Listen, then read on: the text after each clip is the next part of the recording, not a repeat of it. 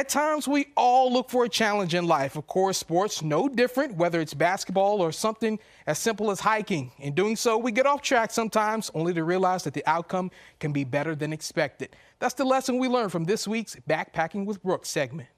Coal Mountain Hike is located just 30 minutes outside Buena Vista, offering amazing views and an almost 6-mile loop.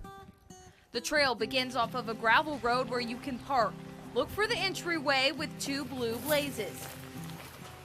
A few paces later, you'll see the sign for the Old Hotel Trail. This is a loop trail that is roughly 5 miles up and 1 mile down back to the parking area.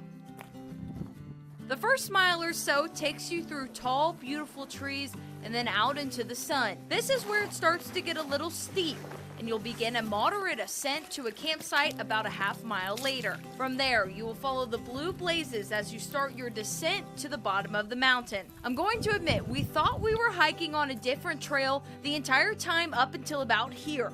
This is the look of defeat once I found out we were on the next ridge over, but we kept trekking.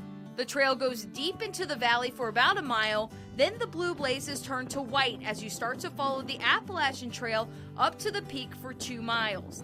This part was definitely the hardest as it was a gradual but steep incline, including a few switchbacks. There are a few places to stop and get a preview of what to expect at the top though. We were exhausted by the end, mostly because it wasn't the hike we intended to do, but the views at the top were so worth it.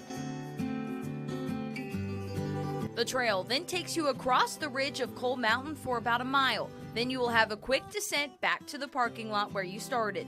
At Coal Mountain for Backpacking with Brooke, I'm Brooke Leonard, 10 Sports.